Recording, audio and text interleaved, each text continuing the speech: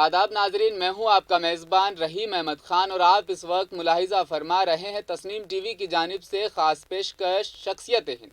شخصیت ہند میں آج جس شخص کو ہم شامل کر رہے ہیں ان کا نام ہے مولانا مظہر الحق۔ حب الوطنی اپنے آپ میں ایک مذہب ہے اور کسی دوسرے مذہب کے ساتھ ٹیک کرنا قطعی طور پر ناقابل قبول ہے، ایسا ماننا تھا مظہر الحق صاحب کا۔ مشترکہ مفادات کے حصول کے لیے ذاتی مفادات کو قربان کرنے پر پختہ یقین کرنے والے تھے مولانا مظہر الحق۔ جانتے ہیں ان کی زندگی کے کچھ دلچسپ پہلو۔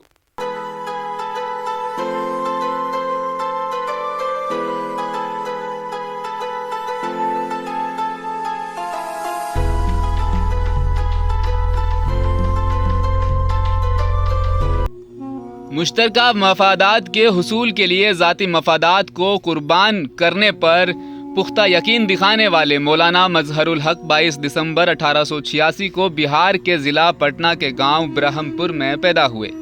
وہ قانون کی تعلیم حاصل کرنے کے لیے 1888 میں انگلینڈ گئے، جہاں ان کی ملاقات مہاتما گاندھی سے ہوئی۔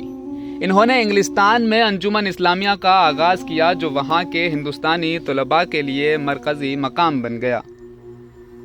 سال 1891 میں ہندوستان واپس چلے آئے اور جوڈیشل سروسز میں شامل ہو گئے، لیکن 1896 میں اپنی ملازمت سے استعفیٰ دے دیا اور چھپرا میں بطور وکیل پریکٹس شروع کی۔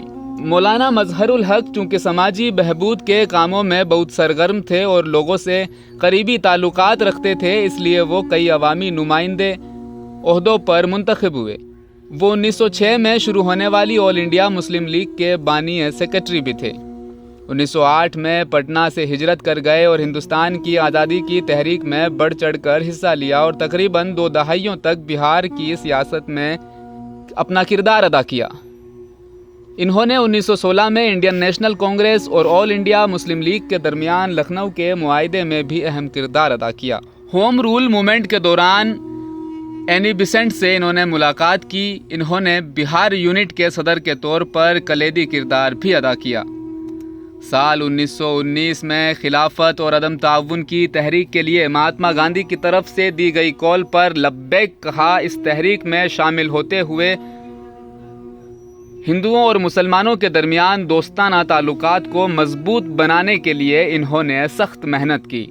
مہاتما گاندھی سے متاثر ہو کر انہوں نے بھی پٹنہ کے قریب صداقت آشرم کے نام سے ایک آشرم قائم کیا اور فقیر کی طرح انتہائی سادہ زندگی بسر کی۔ جس وقت بہار کے اندر کوئی پولیٹیکل ایکٹیویٹی بھی نہیں شروع ہوئی تھی، بہار ایک الگ صوبہ بھی نہیں بنا تھا، اس وقت مولانا مظہر الحق کی ادھیکشتا میں ان کے جنرل سیکریٹری شپ میں کانگریس 1908 میں بنی تھی۔ بہار تو 1912 میں اس کا ایک رجسٹریشن بنگال سے لگوا ہے، لیکن 1908 میں جو کانگریس بنی تھی اس کے مولانا مظہر الحق کرتا دھرتا تھے۔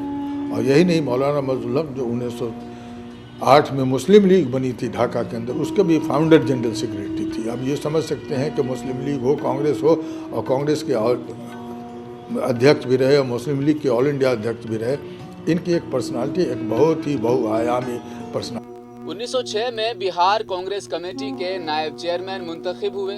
انہوں نے ایک جزیرہ مدرلینڈ بھی دیکھا۔ انہوں نے چمپارن تحریک میں بڑھ چڑھ کر حصہ لیا، جس کی وجہ سے 3 ماہ قید کی سزا بھی آپ کو سنائی گئی۔ پٹنہ میں صداقت آشرم اور بہار ودیا پیٹھ کے بانی بھی تھے مولانا مظہر الحق صاحب۔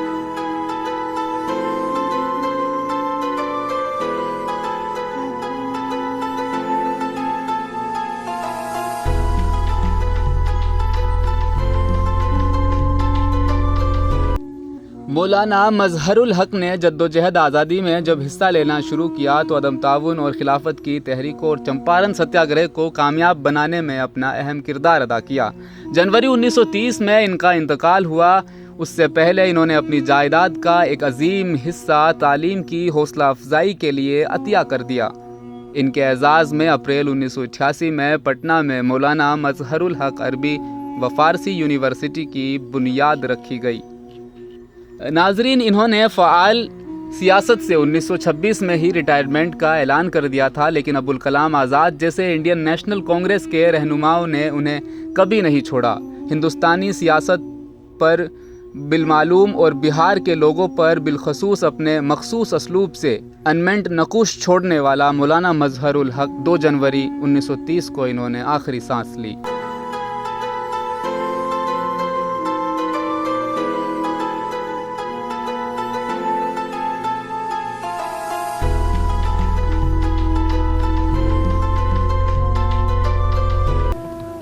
ان کے ویکتتو کے بارے میں میں اتنا کہنا چاہتا ہوں کہ وہ ہندو مسلم ایکتا کے بہت بڑے حمایتی تھے۔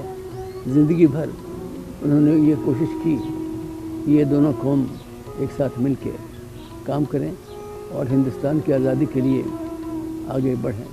شخصیت ہند کی آج کی اس قسط میں فی الحال اتنا ہی۔ مجھے دیجیے اجازت، آپ دیکھتے رہیے تسنیم ٹی وی، اپنا خیال رکھیے گا، اللہ حافظ۔